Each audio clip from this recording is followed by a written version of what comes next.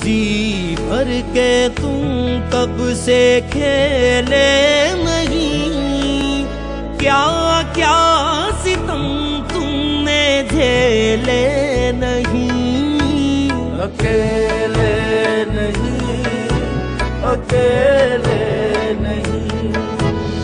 क्या हुआ अगर वो खुशी के रेले नहीं, क्या हुआ।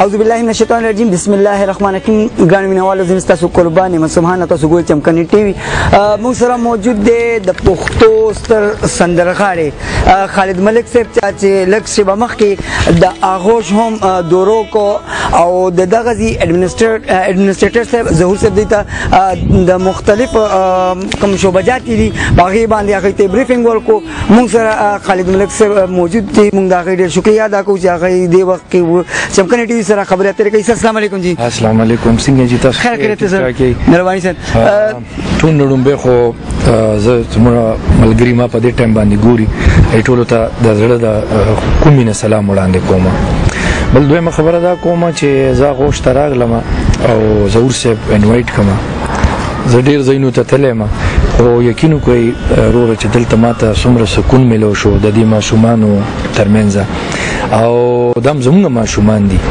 او مونږ هم د دې مرسته کوو ان شاء الله دې سره به لاس په لاس ولاړ یو او زاغه خلکو ته وایم چې کوم ماشاء الله غیله خدای وس طاقت ورکړی دی هغه ټول ته دغه زما وینا ده چې دې هغه سره ډیر مرسته وکړي په دې وجه چې دغه ماشومان یتیمانان او خدای پاک الله پاک هر انسان ته د چې تاسو څومره نیکی کوئ دا غي اجر خدای پاک تاسو ته درکړي. نو دا داسې ماشومان دي چې زه یم چې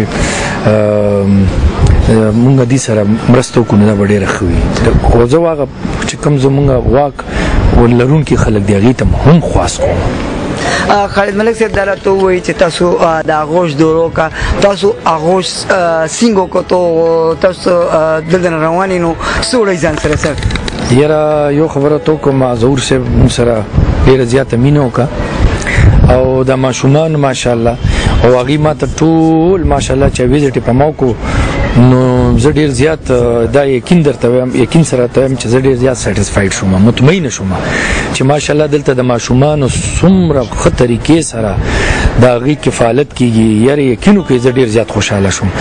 د ماشومانو ته بالکل د کور په شانتي فیسیلیټیز دي اسکول ته په ټایم ځي جامې ورته استری کېږي نو ماشاءالله د نور د کچیو کور کې یو ماشوم ته څه فیسیلیټیز وي نو اکم د دې ماشومانو ته مکه سهولتونه دلته کې په دې آغوش کې ملاویږي. نو زه هم دې نه زه خو په ډېر زیات مطمئن یم او زه یم چې دا زموږ کوم واک لرونکي خلک دي پلیز دې ته راشئ دې ویزټ وکړئ ظهور صاحب سره ملو شئ او د دې غریبو ناچارو مرسته وکړئ. ډېره مننه سر جي ستاسو ډېر شکریه. مینوالو د خالد ملک صاحب چې د پښتو ژبې یو ډېر لوی سنګر دی او دوی آغوش ته راغلو ویزټ یې وکړو او چمکني ټي وي سره خصوصي خبرې وکړې. سر ستاسو ډېره ډېره مننه مهرباني. مینوالو په دې خبر تاسو نه اجازه کوم د الله پامان.